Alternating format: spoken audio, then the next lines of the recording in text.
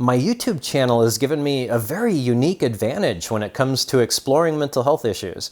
I get to hear stories from all over the world. People talk to me about what goes on behind closed doors. I am really honored to be in this position, and I've learned so much from listening to you all. To my somewhat surprise, there is a silent epidemic sweeping through the bipolar community.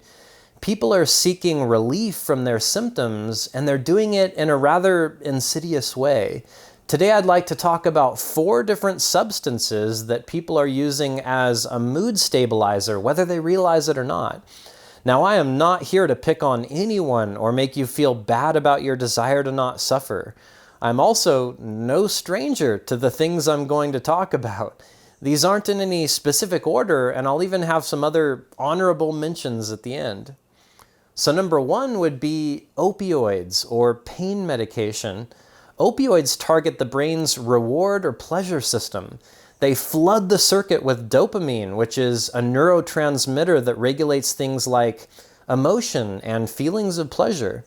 Considering opioids target the brain's pleasure receptors, it's common for some of us to feel euphoric or experience elevated moods. Some of us even get hypomanic on pain meds, so it becomes a way to chase the mania for some. The scary part is studies are showing how psychological addiction can develop in just 3 days. It also doesn't take long before tolerance goes up and you have to take more and more to get the same effect. Your brain and body will eventually depend on them so much that you can't function normally without them. Prolonged use of opioids can cause liver, kidney, and even heart damage. It can also develop into a condition where you have a greater sensitivity to pain. It can literally make you hurt more, both physically and mentally. Talk about bad news. Even first-time users can experience respiratory failure and/or cardiac arrest. So I hope with all my heart that you don't ever have to deal with opioid addiction. It almost literally killed me. If you have a history of addiction, I'd suggest staying away from pain meds at all costs. If you have to take it for a chronic condition, maybe consider lowering your dose a couple of times a year to keep your tolerance low and the meds working. That is, of course, totally up to you and your doctor to discuss. I hope that first one was informative, so now let's move on to number 2. In the late 70s, benzodiazepines or benzos were among some of the most commonly prescribed drugs in the world. This would be meds like Ativan, Valium, Xanax, Klonopin, etc.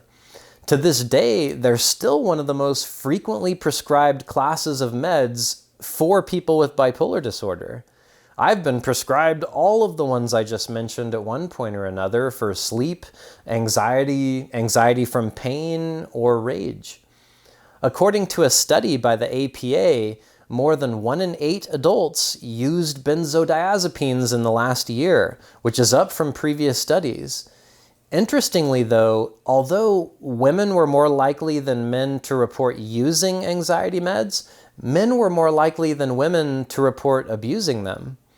For me personally, benzos are almost like alcohol in a pill.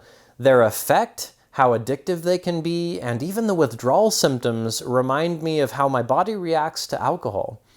Both benzos and alcohol increase how effective the neurotransmitter GABA is by acting on its receptors.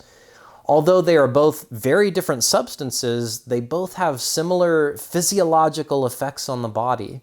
Both of them are very effective if they're used short-term, but they can be severely problematic to our physical and mental health if we use them long-term. I have a really addictive personality. It runs in my family. When I was in my 20s, there's no way I could have managed a bottle of anxiety medication. I would have abused the hell out of it and truly convinced myself that I wasn't. Maybe this is something you have to go through to come to the same conclusion. I really hope not, because it was a nasty lesson for me personally. Now for number 3. I actually asked our online community what they thought the worst substance was for self-medicating was. The overwhelming response was, of course, alcohol. It is so cheap, it's so accessible, and for the most part, it's socially acceptable. Studies have shown those of us with bipolar disorder have a 60% chance of developing a drinking problem at some point in our lives. We call this dual diagnosis, and I have a whole video dedicated to it. I am absolutely in that 60% myself.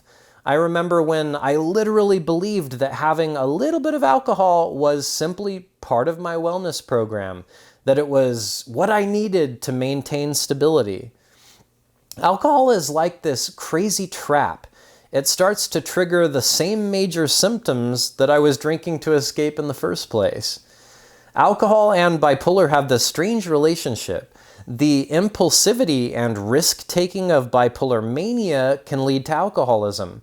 By contrast, alcohol can lead to more impulsive, risky, and even violent behavior. Those of us with bipolar who drink have been shown to display more manic symptoms than those of us who don't drink.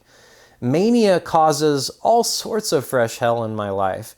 Even drinking it responsibly is a big risk to my overall stability. Of all the substances out there, there's a reason why there's alcohol warnings on all of our prescription bottles. It can cause really dangerous side effects or prevent the bipolar meds from working entirely. My 20s were a blur of psych meds and alcohol. It's no wonder I couldn't find much of anything that worked at the time.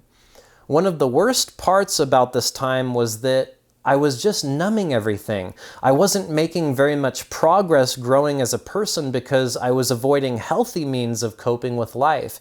It was almost like my life took a giant pause and I can't get that time back. Some scientists have suggested that alcohol use or withdrawal and bipolar disorder affect the same brain chemicals or neurotransmitters. Regardless of what the science says, I know from trial and error that it's one of the worst things that I can do for overall stability. I hope I've covered those first three adequately because I could probably dedicate an entire video to each of those. Again, I'm not judging or picking on anyone out there that might have a glass of wine at night or who takes anxiety meds for a very valid reason. I'm just sharing a few things to consider. So the last one I'm going to go over was the second most voted among the bipolar community. This would be stimulants like methamphetamine, caffeine, cocaine, or prescription drugs like Adderall.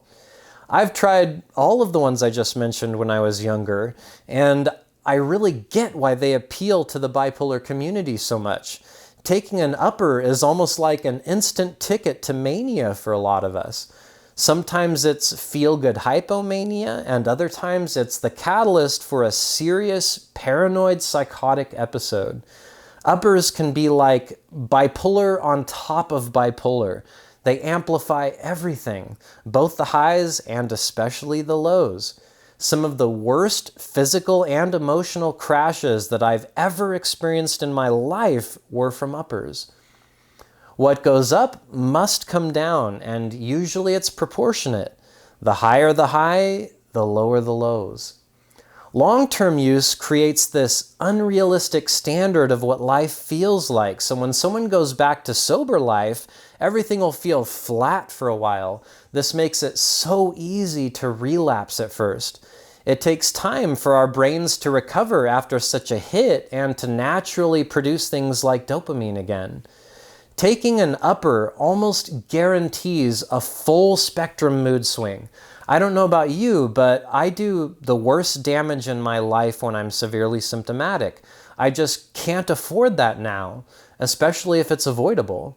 If you have an addictive personality like I do, or if you're known for chasing the mania like I did, please take my advice and stay away from uppers.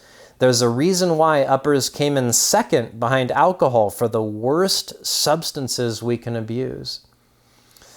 I don't want this video to get too long, but I have a couple of last honorable mentions of other substances people thought were among the worst for bipolar disorder.